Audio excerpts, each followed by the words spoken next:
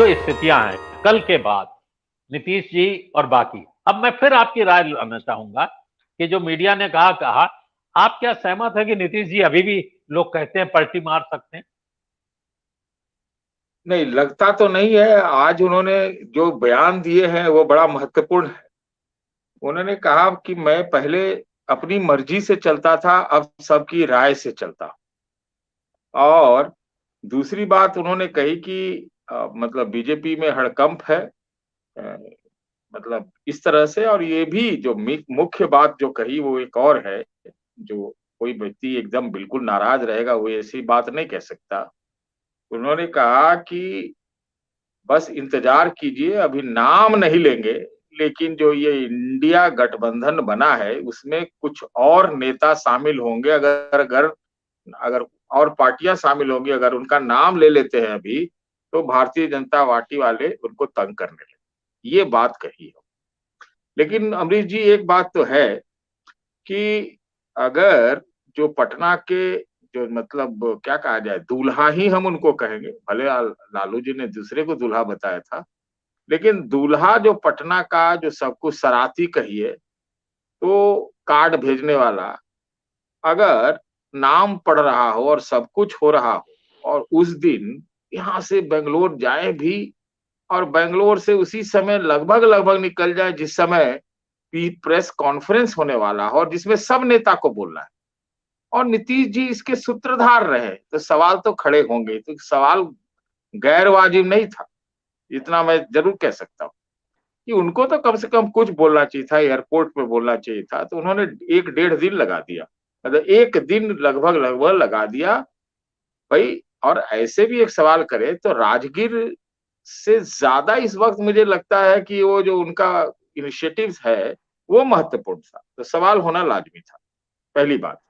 दूसरी बात कि अब जो आपने सवाल मुख्य रूप से किया है जी। कि क्या होगा, जो आपका आज का गठबंधन मतलब चर्चा है, तो ये जी। एक बात ये है कि अब जो बात क्लैरिटी हो गई है कि नीतीश जी इधर उधर नहीं जा रहे हैं और उन्हें इस बात की घोषणा भी की है, तो ये मुश्किल पैदा करेगा भारतीय जनता पार्टी के लिए।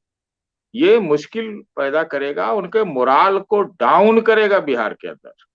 ये भी बात है। और एक दो ऐसी पार्टियां भी है और रिवर्स भी है, कुछ तो गई हैं, वो लौट भी सकती है इनके पास इंडिया में, जी। और कुछ ऐसी हैं जो कि अभी एनडीए में गई ही नहीं, वो भी इनके पास आ सकती है।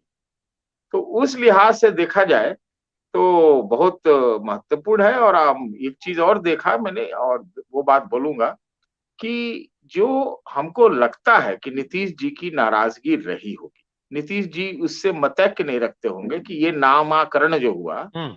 वो एक वजह बनी होगी, वो होगी। और हमको लगता है कि बड़े दबे जुबान में उन्होंने ये बात कही भी है आज। उसको नेता लोग ऐसे ही बोलते हैं, खास तौर से नीतीश जी, कि हम लोग को जो कहना था तो हम कह ही दिए हैं, कुछ इस तरह की बात कही, सुझाव दे दिया है ना। लेकिन सब लोगों ने नाम कहा है, ठीक है। अब सवाल यह है कि देखिए, सारे तो जो ये इंडिया गठबंधन वाले हैं वो भारत भारत ही बोल रहे हैं। कम से कम पांच हम्म। छह नेता का तो नाम हम कह सकते हैं आपके सामने अभी आके, कि पांच छह लोग तो इंडिया की जगह भारत ही बोल रहे हैं। इंडिया बोल रहे हैं, साथ में भारत बोल रहे हैं। तो हो सकता है कि उनका सुझाव कुछ होगा जिसको ये लोग हिंदी में तर्जुमा करके कुछ इस तरह का बनाएंगे, ऐसा लगता है। तो ये मोटी बात है। और एक चीज और कि हमने कल देखा वहां बैंगलोर में कि जी। ममता बनर्जी, अरविंद केजरीवाल और अखिलेश यादव इस बार बड़ा जम के बोले, है कि नहीं? अखिलेश यादव और आज भी बोले, वो तो कह रहे हैं कि अब तो डिमोनेटाइजेशन जो है दुनिया का सबसे बड़ा करप्शन है। इस तरफ पे अब चीजें जा रही हैं। तो केजरीवाल वो, भी जम के बोले, केजरीवाल भी हाँ, काफी हम बोले अच्छा केजरीवाल बोले। का नाम हमने बोला, केजरीवाल का हम्म। नाम हमने बोला, वो सब है। तो अब ये हाँ रसाकसी सीटों की होगी। और वो ब्लॉक इनर ब्लॉक बन बन के भी एक दबाव और काउंटर दबाव की राजनीति होगी। जहां तक बंबई का सवाल है, तो मुझे तो कहना इस पर यह है कि एक मतलब सत्ता से बेदखल पार्टी, दो पार्टियां और तोड़ी गई पार्टियां, टूटी हुई पार्टियां हैं, और जी। उनके गढ़ में जाकर के अगर ये सिंहनाद होगा, तो इसका मैसेज मुझे लगता है ये बहुत बड़ा चैलेंज जो है गढ़ में जाकर के, जहां पर सब कुछ हुआ पिछले 1 साल से, वहां पर जाकर के ये बैठक आयोजित करना, इसकी गूंज बड़ी ज्यादा होगी और इसका प्रभाव भी ज्यादा पड़ेगा। मुझे लगता है कि भारतीय जनता पार्टी कुछ ओवरडू ओवरकिल करने के बाद अब उसको रिवर्स करने का प्रयास कर रही है और उसमें जो है वो थोड़ा सा पैनिक भी कर रहे हैं।